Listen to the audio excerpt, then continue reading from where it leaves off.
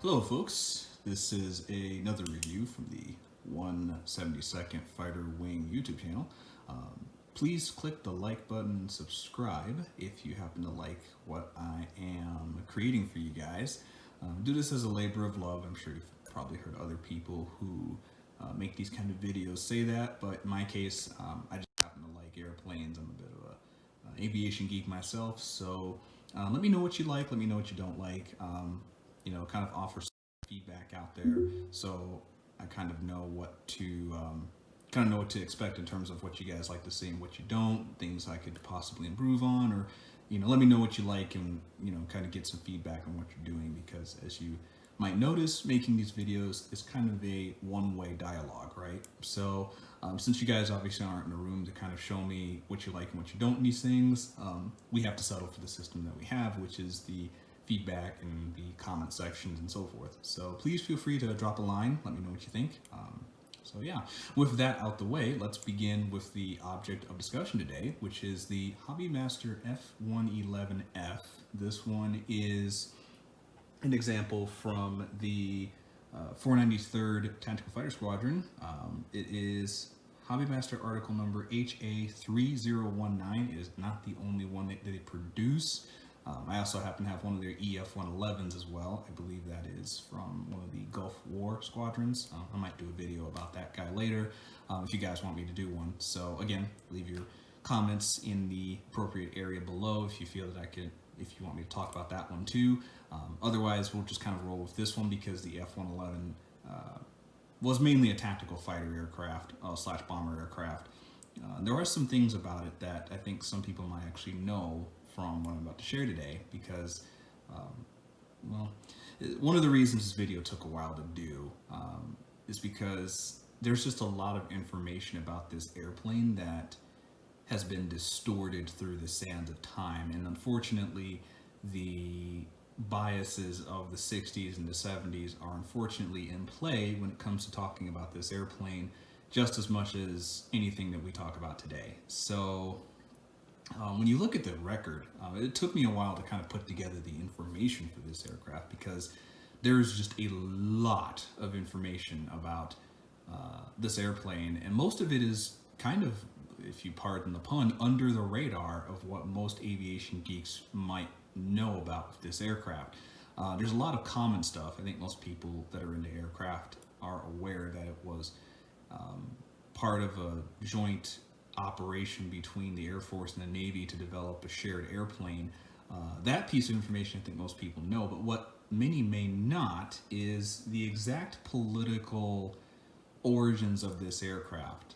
I feel like when I was researching this airplane that this kind of airplane had a bad start, and it's kind of similar to when you see people who grow up in just really unfortunate circumstances. Maybe the challenge is poverty. Maybe the challenge is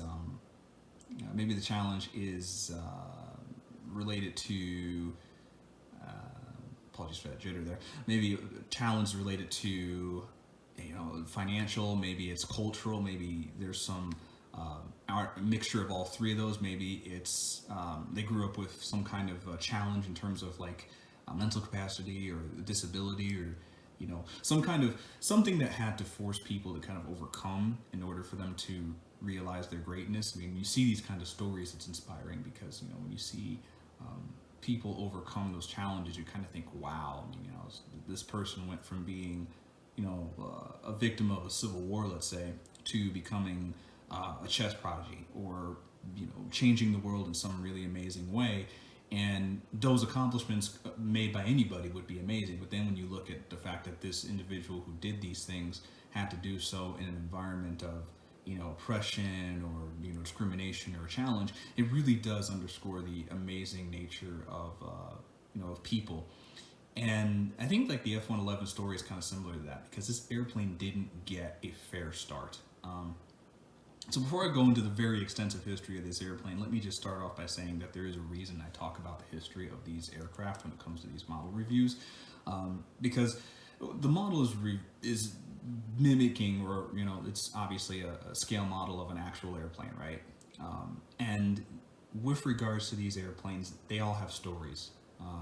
and the stories are part of the human experience, and I think it's something that's worthwhile to understand, because it's one thing to, you know, buy a model on eBay and say, oh yeah, it's an F-111 because, you know, gee whiz, they're really cool looking. But when you understand that, okay, you know, the F-111 was the first airplane to really bring avionics into combat aircraft as we know it today. I mean, that's a nice thing to say. But then you look at like the history of, okay, you know, people learned how to use precision guided weapons and use precision like avionics and things like that. And you kind of, when you understand the contribution of this aircraft to history and how it even impacted the Soviet Union and how they designed airplanes and their stories, I mean, it's you know, I think that brings more worthwhile discussion around an aircraft. So when you see them at air shows, when you see them at museums, when you see them like on your desk, like this one right here, it's a symbol of a story, and I think it's a story that's worth sharing. Beyond just talking about, well, this model is, you know, 11.5 inches long and, you know, 6.5 inches wide, and, you know, it cost me this amount of money. You know, that stuff's important, I think, to discuss too. But the history of the airplane that you're, you know, modeling and stuff, I think that's a worthwhile thing to consider too. And of course, these stories are so amazing and so in depth that I don't think any model maker could ever do it justice. I mean, you'd have to, Hobbymaster would basically have to write a book and then basically bundle it with this airplane, and the book would probably cost more than the aircraft when they're done with tabulating all the information, because of just how in depth it is. So without dancing around things, let's get right to it. So the first thing to understand is this aircraft was a victim of politics from the very beginning. Back in the early 1960s, the Air Force and the Navy had different aircraft they were trying to make. The Navy was trying to make a fleet defense missile carrier, and the Air Force was looking for a low-level, high-speed, strategic, or I should say tactical aircraft that could be used for strategic purposes, which is where the FB-111 came down the line later. But initially, the Air Force just wanted something that could fly low, fast, carry a lot of bombs, and drop on well-defended targets without needing a complicated escort package. Because what they were finding out was, in the 1960s, you would have these F-105s, right? And these F-105s would be loaded with just lots and lots of bombs, right? They were known to be the workhorse of the Vietnam War, and they were known to be the workhorse for that war because that's what they did. They were loaded with a lot of conventional bombs. They would fly to a certain area, they would bomb the area, and then they would leave. But these airplanes weren't really designed to operate in an age of surface-to-air missiles and radar-guided AAA. So you would have to send, first of all, you had to send screening airplanes ahead of the F-105s, which would carry just chaff and kind of, or I should say not really chaff. Yeah, chaff would be, I'm thinking of flares. Flares are infrared, chaff and foil are for radar, and radar was the primary threat in the ground-to-air air defense at the time. So they would send aircraft loaded with just chaff and just metal foil to try to confuse the radar picture. So you need airplanes to do that. Then you would have electronic warfare airplanes that would fly alongside the F-105s to keep the SAMs from just knocking them right out of the sky.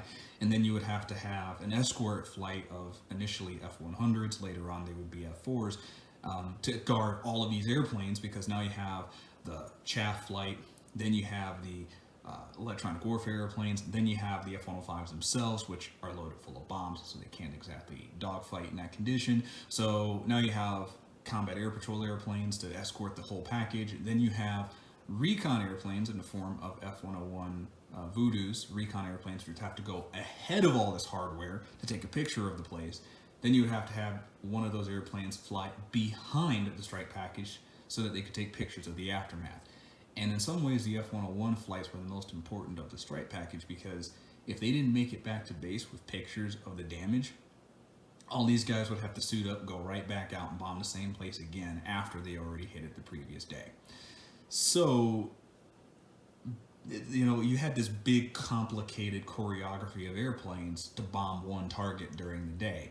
And the Air Force brass just thought, hey, why don't we just make one airplane that can do nearly as much damage on a single target in one pass without all that hardware? And that's where the genesis of the F-111's design came about in the Pentagon. So the idea here was you would have an airplane that would fly really fast, fly at really low altitude, so below radar, and they would use the hills and valleys of the combat area during the initially it was Vietnam, but this would of course change to Europe and later on the Gulf War. They would fly really low to the ground, take advantage of the terrain, mask their approach on radar, pop up, drop their bombs, and then get out really fast. So it's important to note here that neither the Air Force nor the Navy variant of the F-111 was designed to be a close-in, like turn and burn dogfighter like we see with the F-15 and the F-16. So it's important to note that, because there are people who will say that the F-111 wasn't, a good dogfighter, or it couldn't turn and dogfight with other airplanes. It was never intended to do that. And this is an important note to make about the F-111 in terms of where the development program wound up going, because that has some bearing on what happened with the F-111B, but I'll get to that later. Effectively, you had these two requirements. One was for the Air Force, which I just mentioned, one airplane to kind of cut through all the need to make a big strike package to bomb someplace. You just need one airplane to do it. The Navy needed something that could carry big missiles, which would defend their carriers from the Russian Tu-95s and these big bombers that could carry big missiles that could knock out a carrier in a swarm attack. And obviously the Navy was not a fan of that idea. So they just needed an airplane that could carry missiles to a predefined point, launch against their big bombers, and then turn around.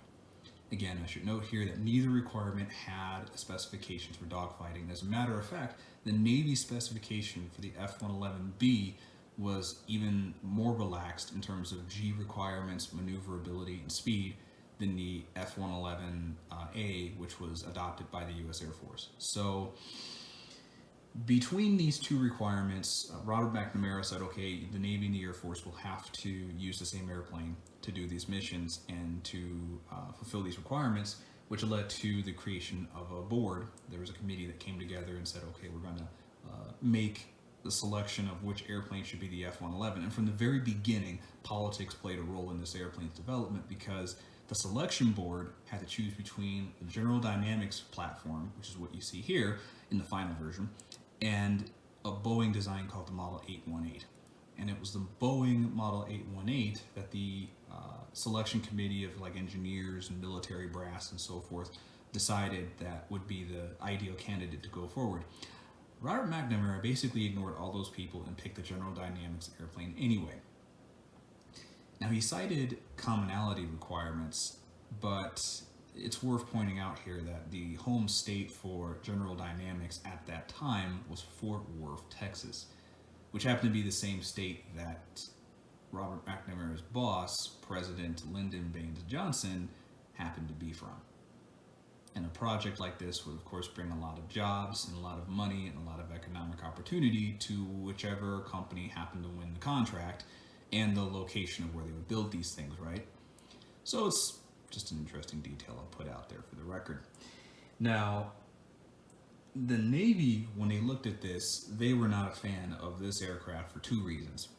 The first is it was an Air Force design, and it's worth pointing out here that within the Navy, within the Pentagon really, and I've seen this myself, there's kind of a bit of an inter-service rivalry thing, right? And with airplanes, there's kind of this culture where in the Navy, at least, and the Air Force too, I'm not saying the Air Force is really above this too, but in the Navy and the Air Force, there's kind of this cultural deal where one service does not operate the other's airplanes. Okay, they just don't. The Navy just feels that they're the only ones who are qualified to have judgment on whether or not their flat tops operate a certain airplane. Only a Navy admiral can fly our airplane, decide what airplanes we fly. That's that kind of thinking, right? How dare a blue-suited zoomy Air Force general tell us what we're going to fly on our aircraft carriers? It's that kind of cultural dynamic. And I'm sure it's true of probably every military that has to share resources. The people in the Army don't like the people in the Air Force people don't like the generals in the Navy, so on and so forth, right? So this kind of inter-service rivalry was in play during the 60s, and obviously with the Air Force being given project lead on the F-111 by McNamara, the Navy was not a fan of this. They were not a fan of having this design forced on them, and the Navy brass was particularly not a fan of the Air Force being the ones who were going to decide the the configuration and setup of this airplane, right? So because of those dynamics, the Air Force took the lead on the project and went on to finishing it. The Navy was kind of the attitude of basically they just wanted out. They wanted out from the whole thing. And again, it's the cultural thing. They weren't going to fly an airplane that somebody else in a different branch designed and engineered for them, right? It's a matter of Navy prestige, right? Some of you might be thinking right now, well, how is it that the Air Force flew the Navy's F-4? And that's another Robert McNamara decision that the Air Force was especially not happy about. So just kind of divulge a little bit on that. The Air Force came to operating the F-4 because they needed a tactical airplane in Vietnam, and at one point they were going to just go about making their own airplane. McNamara stepped in and said, well, the Navy has this F-4 over here, why don't you just use that? And of course the Air Force was like, no, we don't need that. We have the F-106 and the F-100, and we're doing just fine with those airplanes. We don't need the Navy's help in this, thank you very much. Kind of that attitude. And then it got to a point where McNamara pitted the F-4 from the Navy against the F-106, which was the Air Force's premier interceptor of the time. And the F-106 lost the fly-off in the categories they were looking at. So then, because they lost the fly-off, the F-4 was subsequently adopted by the Air Force, and it grew on to kind of have its own really good career as a tactical airplane in its own right for the Air Force. But that was not a situation that the Air Force liked. And being forced to adopt some other branch's airplane, the Air Force generals were not too happy about that. So you have some inter-service kind of political rivalry going on here. And on the Navy side, coming back to the F-111 here, they were especially not happy about the idea of flying this airplane on their carriers. They just weren't.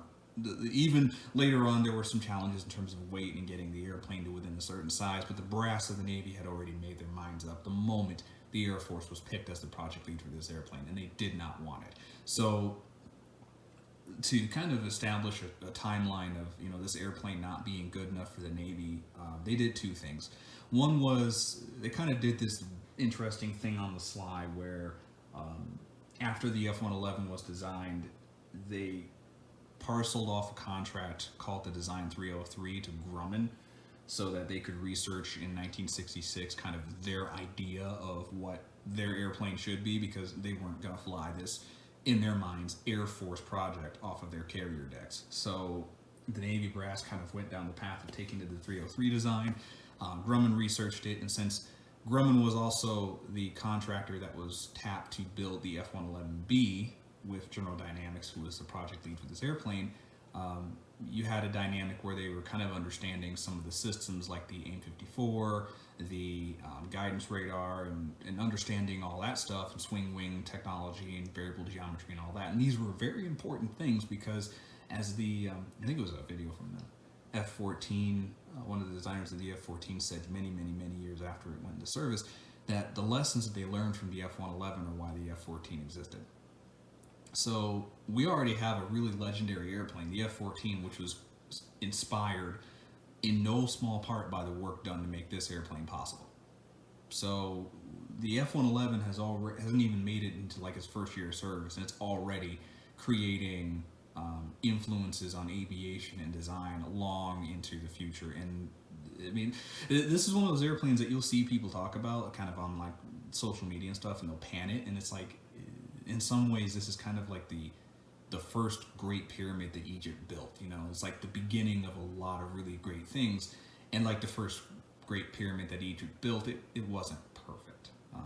And we'll get to some of that later. So I'm trying to keep this short because there's just a lot of information here. And as quickly as I'm going through this and as detailed as it is, there's more information behind that too. So I do recommend that you do some digging and kind of do your own exploration of these facts as you want, because there's a lot here to look at. So because of the political pressure and the fact that the Navy wanted out, you had this kind of dynamic where the press was demonizing the F-111, and it wasn't cheap. So you had brand new airplane, brand new avionics for the time, variable geometry, which is a completely brand new design system for the 60s. We look at it now and kind of go, huh. But back then, an airplane that could change its own wings in flight was a pretty major scientific and engineering achievement. And it was such a major achievement that it would even influenced the course of Soviet aviation design long into the future as well. We'll get to that later. So the variable geometry piece was a big deal. The avionics was a big deal. The terrain following radar was a very big deal. That was all cutting edge stuff. And if these technologies have been put into separate airplanes, each of them separately introduced into service, that would be a separate achievement in and of itself. But they were all rolled into one airplane.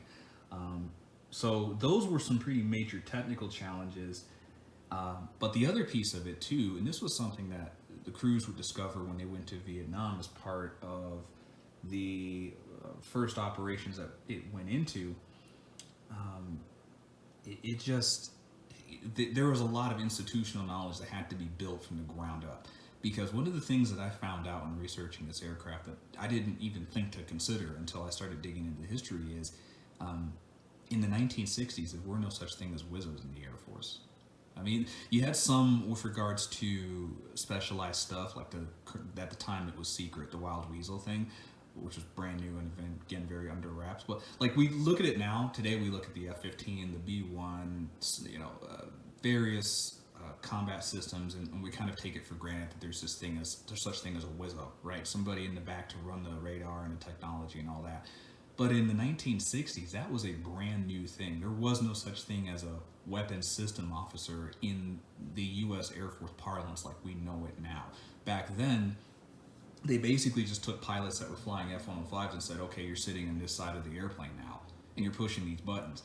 And it caused some cultural issues, which didn't help the airplane's reputation much either, because you had guys who were, flying their own F-105s on these old school strike missions, and then they'd switch to the F-111, and then now they have to hang out on the right side of somebody else's airplane and push some buttons while some other guy gets the credit and gets to move and stick and fly the airplane. Well, they were pilots themselves. It led to a really interesting and unpleasant cultural situation. Because again, the Air Force being the Air Force, and this I know from unfortunate experience, they don't necessarily think about the human factors all the time when they do stuff. It's just kind of, well, we have this airplane and we need 2 people, so let's put 2 people in it and call it good. They didn't really think beyond that. And unfortunately, when you're dealing with pilots, you can't just take somebody who has an expectation of flying an airplane for a living and working their ass off to do it, and then put them in a systems operator role and say, okay, now you're pushing these buttons, and expect them to be happy about it. So that situation didn't help things. And the other part was, this was brand new in the sense of not only is it brand new in terms of like, now we have a WIZO, a weapons systems officer, which we now have to create a new role for. There's also the fact of, okay, now we have to fly this airplane using avionics to manage bombing. And back then, that was a brand new thing for this airplane. Today, we take it for granted that you just boot up an airplane, turn on the software and stores management system, program your waypoints, go to your bombing and come back. People in DCS do it thousands of times a day, probably a bunch of people doing it right now on their computers as I make this video. But back in the 60s, that wasn't how you bomb stuff. You bomb stuff in the 60s by using a stopwatch and a map. And this airplane introduced technologies that changed that whole dynamic completely. With this airplane, you don't necessarily use a map and a stopwatch. Most people still did, because avionics, especially in this aircraft, were not infallible. But you could manage a bombing mission with just using the radar and waypoints and technology to do the stores and all that stuff. And this was brand new technology, brand new material. And the institutional knowledge to know how to use it just didn't exist, because this was the first airplane to ever do it. So you had all this stuff, right? You had this airplane that could manage stores electronically, that could program waypoints electronically, it could follow the ground in all weather conditions electronically. You had this airplane that could attack at low altitude and at high speed. It introduced a lot of brand new technologies, and all this change meant that there was going to be some learning curve issues. And if it hadn't have been this airplane that did it, it would have been something else, because the nature of technology is the first time you ever do something with a new piece of technology, it's probably not the most refined way to do it, right? It takes time, it takes experience, it takes some practice to get to a point where you're like, okay, you do step A, you don't want to do step B, you want to do step C before step A, those kind of institutional things. None of that existed before this airplane came out. So it not only was kind of breaking the mold in terms of being a variable geometry airplane, which all the aviation books will be quick to tell you. But it also broke the mold and told us, okay, we're using avionics and computers to do mission planning and stores management and bombing. Whereas before, again, you took out a map, you got out a stopwatch, and you figured out, okay, how do we bomb this thing using this piece of paper?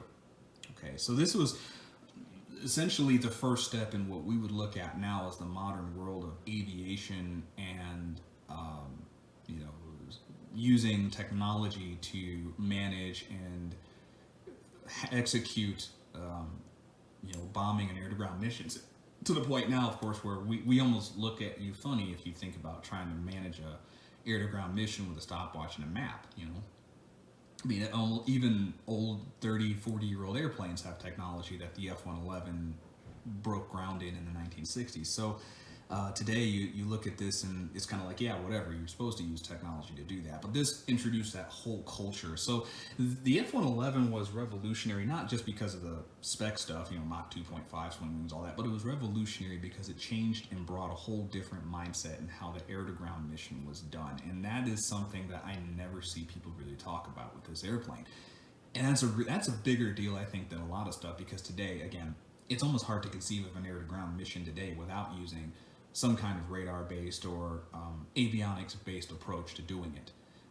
But this was the aircraft that broke ground to do that. So in Vietnam, it went to Vietnam in 1968 as part of the Combat Lancer program, which I'm going to touch on a little bit here because I think this also illustrates why the reputation of this airplane got off to such an unlucky start.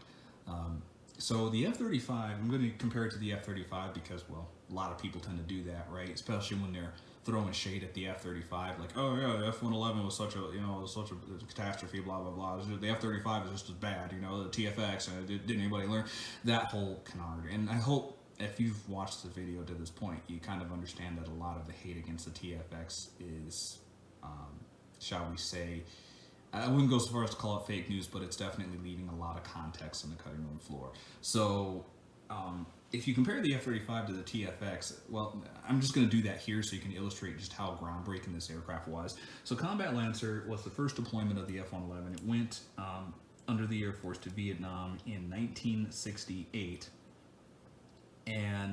Or excuse me, yeah, it went there in 1968. It went into service in 1967. So just a year later, it's already dropping bombs in war.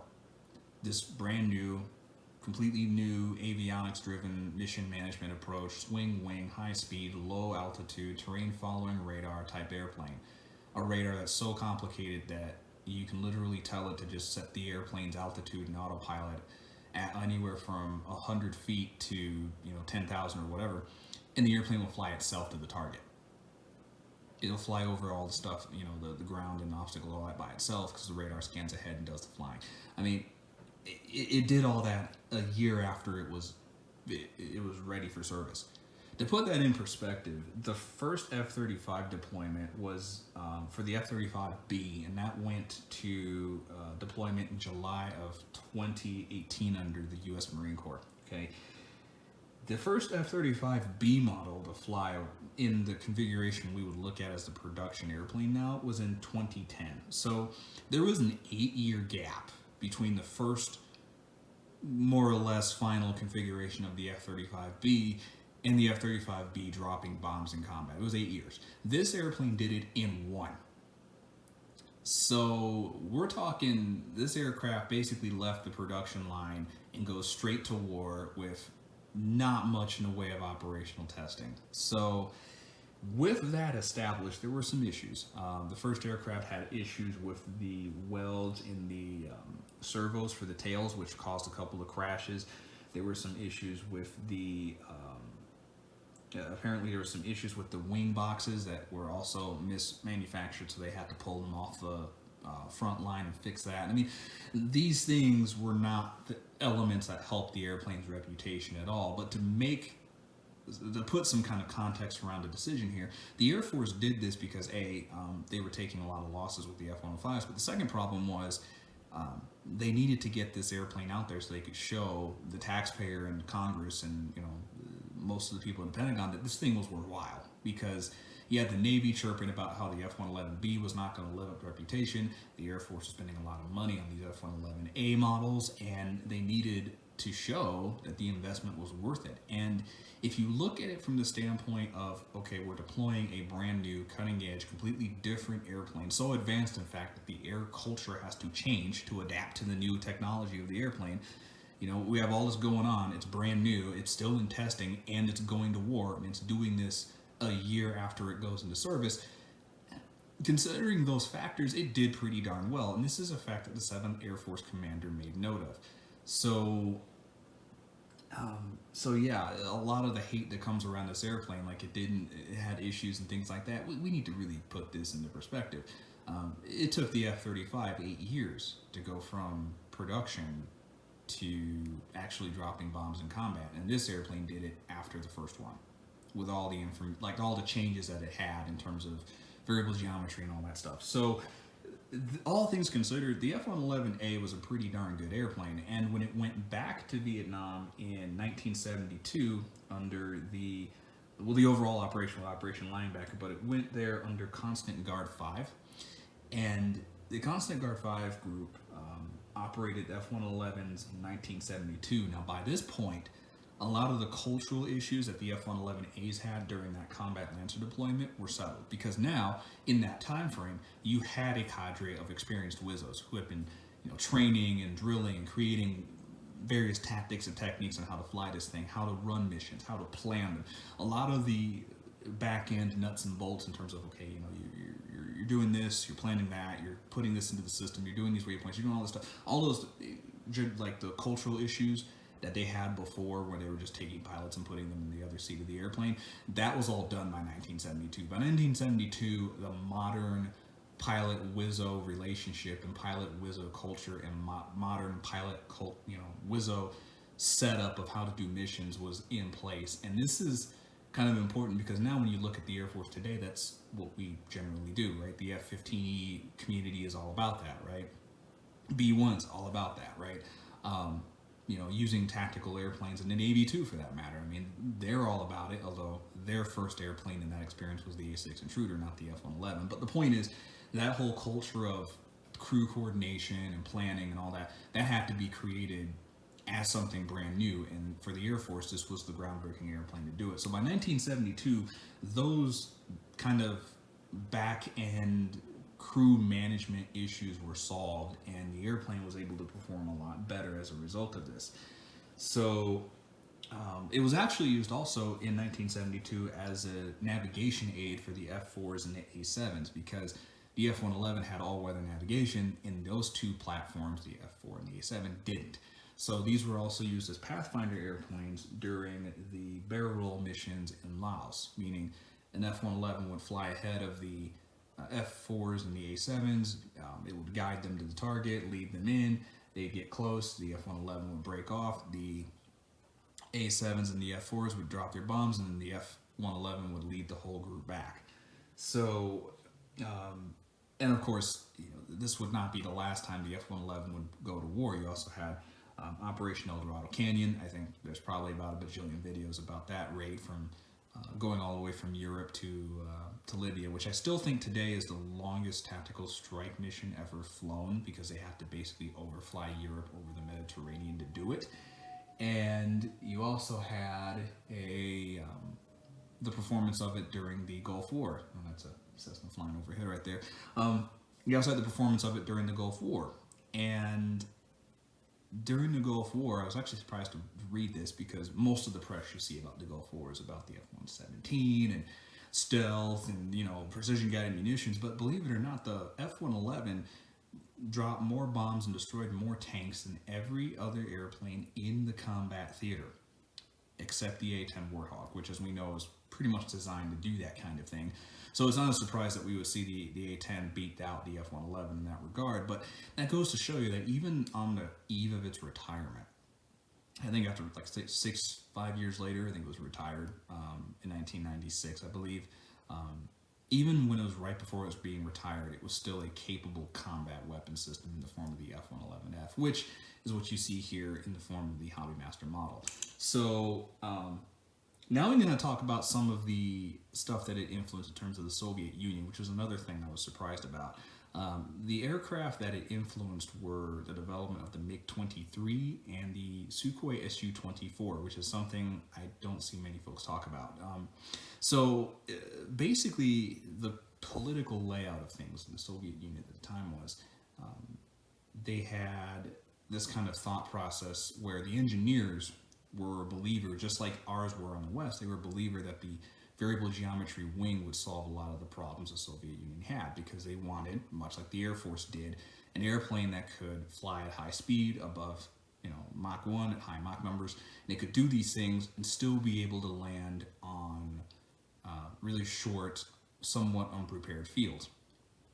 And to do this in one airplane, you basically have two broad approaches. You can either go the main engine and lift fan approach, which is what wound up happening with the F-35B way into the future, or you could go with variable geometry wings, and that's obviously what we see here in the F-111. But in the Soviet Union, while the engineers and the aerodynamicists felt that the variable geometry wing was the best approach, the Soviet bureaucracy felt that it was too risky. They felt that the variable geometry wing was a technical risk, it wasn't feasible, and it would cause too many issues. So the Soviet political establishment didn't see variable geometry as a viable system until the F-111 came out. Once the Soviet Union saw the F-111 come out, then kind of in this Cold War style competition between the two political entities and their philosophies, as we would expect to see in many other things in terms of the Cold War, as soon as the dirty imperialists, quote unquote, came out with the F-111, all of a sudden the Soviet brass, which up until the F-111's introduction felt that swing wings were not viable, suddenly they changed their mind and they said, okay, well, now we need a swing wing airplane. And now the engineers went and basically dusted off their calculations and started figuring, okay, let's figure out how we're going to do this variable geometry thing, because obviously those dirty imperialists figured it out, right, quote unquote. So if the Americans can do it, so can the Soviets. And they went to work. Initially, they made a prototype, and what they did was the Sukhoi Design Bureau, because they were working under some cost pressure here, they took a Sukhoi Su-7 fighter, they cut the wings off, bolted a set of variable geometry wings, and they did it at the halfway point between the middle and the outer span of the wing. And they made them this way because they wanted an airplane that wasn't unstable, because if they made the whole swing wing move, then they would have some center of gravity issues. So they just made the outer half of the wing swing out and then swing back. And then they demonstrated this airplane to some of the Soviet brass, and they were so impressed with it and how it performed that they said, okay, let's put some hard points underneath the fixed part of the wing and then see how it does as an attack airplane. And this prototype, this design, which was initially intended to just validate the concept of swing wings for the Soviet engineering establishment, became the airplane known as the Su-17 and the Su-24 fitter, which obviously has its own illustrious history and is still, I believe, in service with a lot of former Soviet client states even now.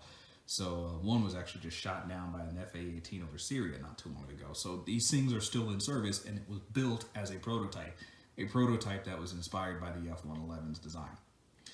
So after the Su-7 prototype is turned into the Su-17 and 22 fitter, the Soviet establishment then realized, okay, if the swing wing concept works for this, what other designs can we make this work for? And that's where the MiG-23 and the Su-24 come into the picture, because initially those airplanes were going to have two main engines and then a bunch of lift fans in the middle, which is really bad for your fuel consumption and bad for your weight, right? And then this being the 1950s and 60s, fly-by-wire is still not really a thing yet. So when you're trying to switch from horizontal propulsion to the vertical propulsion of the lift engines, you get some control issues, and without a computer to manage those inputs carefully, you get a bit of a mess. And the pilots were trying to figure out a way to make an airplane that would be stable while switching from horizontal to the lift fan system, and the Soviet Union just couldn't crack it. It was just something that we as human beings just did not have the technology to do yet.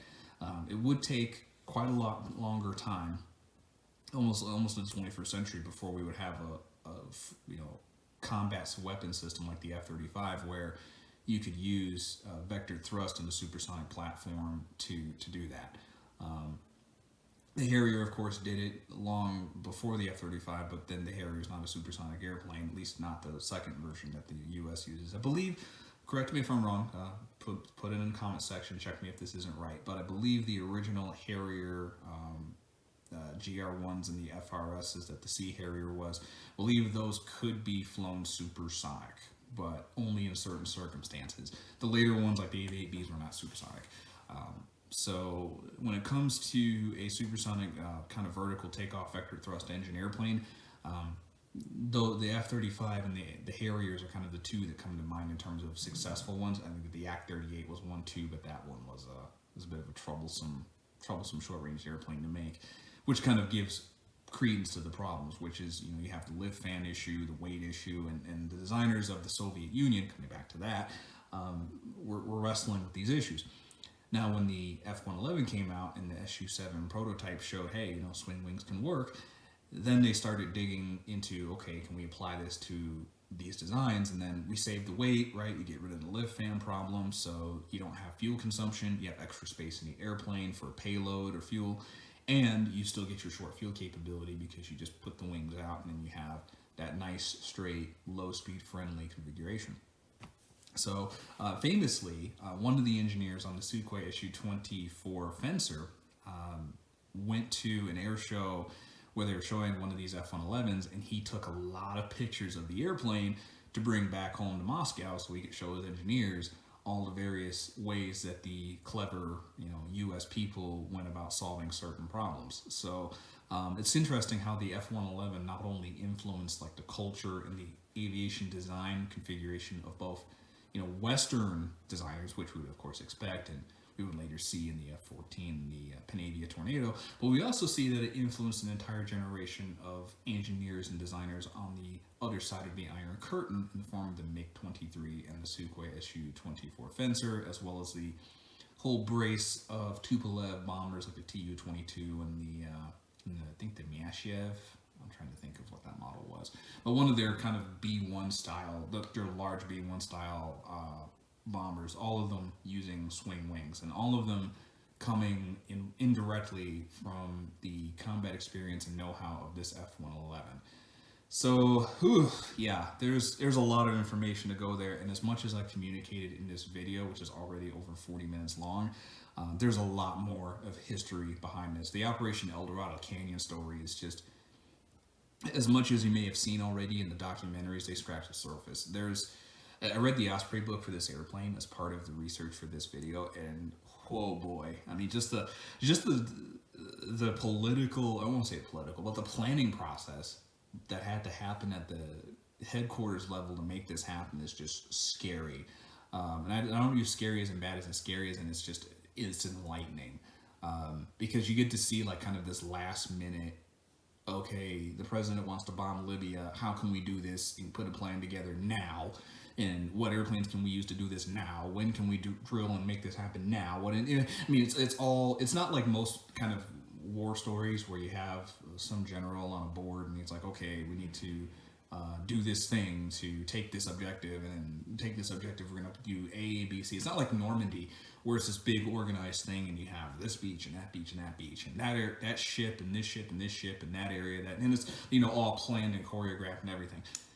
Operation El Dorado Canyon was like, it was coordinated. I'm not going to say it was completely like off the cuff, wild, crazy, but when you read about it, it's like basically you go from meeting to meeting to meeting to person to person to person, and it's like, for example, one Air Force staff officer, some poor major in England, basically had to come up with the idea for Operation El Dorado Canyon in just a wicked compressed amount of time, and getting the overflight permissions was also a last minute thing. Some countries said yes, no, yes, no, yes, no, and then almost literally to the point where the airplanes were fueled and on the runway, countries were saying no at the last minute, and they had to adjust the plans because now the fuel had to be recalculated en route because this country said they couldn't overfly it at the last minute. I mean, it was just wild. A lot of improvising and moving parts and things like that to make it work the way it did.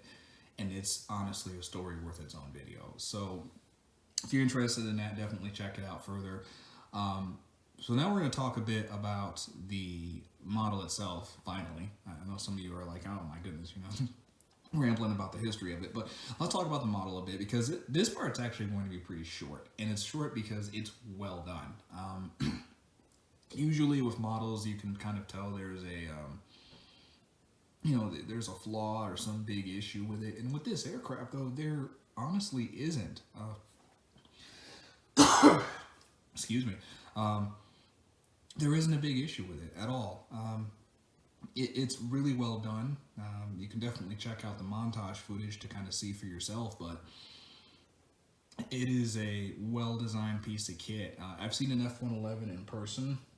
I was fortunate enough to stop by a museum before the whole COVID thing happened, and having to get a look at an F-111 up close and personal, and I can tell you it's the scale and the modeling and everything's pretty much on point. So in terms of the execution of it, it's pretty nice. And the EF-111 that I have too, it looks pretty nice for what it is also. So so yeah, clearly they've Hobbymaster people have done a really good job of modeling it.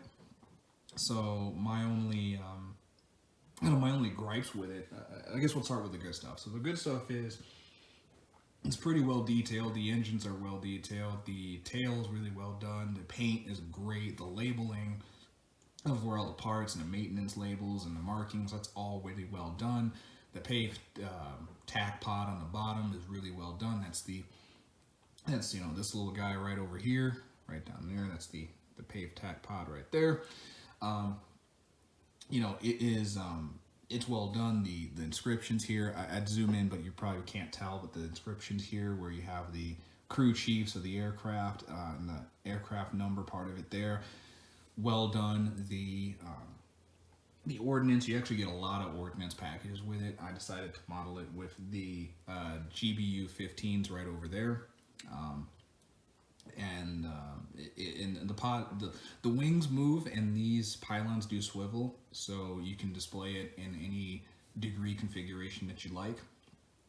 I have them all the way back with the second pods or the second pylons configured, because if you try to put, and this is something I want to point out for those of you who are accuracy sticklers, there's actually not enough room to put the wings all the way back and then have a weapon between this one and the main body of the aircraft. I've actually looked at this airplane in person at the museum, like I said, and I've validated that you actually couldn't do that on the real airplane either, because the inboard pylon is about 6, maybe 5 inches away from touching the inside of the engine case. So with the wings all the way back, like you see here, there's basically like 5 inches separation between like where that engine is and where the pylon would be. So there's like no room to mount actually anything on that first station when the wings are completely swept all the way back. So on missions, the pilots would just have to be particularly careful, because as I understand it, they would they launch with all 2 or all 3 of the pylons mounted. But the understanding, of course, was they couldn't sweep them all the way back with stuff on the inboard pylon, because if they did that, then they'd end up crunching whatever they mounted against the body of the airplane, and they'd have an awkward conversation with the squadron, wing commander, and crew chief later on. And if I understand the reading right, that unfortunately happened in a few cases. So if you look at the airplane and you're like, how come I can't put any stores on the inside of the airplane when I have the wings all the way back? That's not an accident. That's just the way it actually worked out with this airplane. So the cockpit is really well detailed. You can display it with the doors down, like you see here, or you can display it with the doors up. I have it with the doors down in here. You do get a set of parts, so you can display this with the landing gear attached, like you see here, or you can display it with these closed, and it's sitting on a stand, which comes in a box with it. Pretty nice stuff. So the model is really well done, and honestly, I could just stop here and tell you to buy it if you're a fan of the F-111 and the history that I've relayed here. But I do have to talk about some, I wouldn't go so far as to say drawbacks, but they are things that I think would improve the model experience substantially. The first is with the sweep back wings on this airplane. When you have them all the way back, the wing glove area that you see here is completely covered. But when you bring the wings all the way forward, it leaves this gap. You just see this big hole in the model. Now they do give you a set of plastic fillers that are painted the same color as the rest of the airplane, so then you just put the little filler pieces in there with the wings all the way forward, kind of straight out, and then that covers the area. But when you have the wings at kind of an intermediate position, there's still a little bit of a gap there, which you obviously don't see right now because the wings are completely back and it's filled in. But even if you have them at like 45 degrees or kind of in between, there's this little area of just open space, which I feel like that would have been better if they could just dispense with the whole plastic filler piece thing and just go for what they did on the actual airplane, which is they used fabric. They actually used like little fabric. On the F-14, they used resealable canvas to cover the bottom of the wing, so when the wings completely swept back, the bag deflates and the wing fills it. When the wing is completely forward, there's a little bag right there, and then the wing comes all the way forward. Then the bag inflates, and then it seals up the area between the wing and the body to prevent drag. So with the F-111, I think they just use fabric that kind of seals this area. So when the wing's completely back, it's covered. When the wing's completely forward, the fabric fills in, and then it's also covered.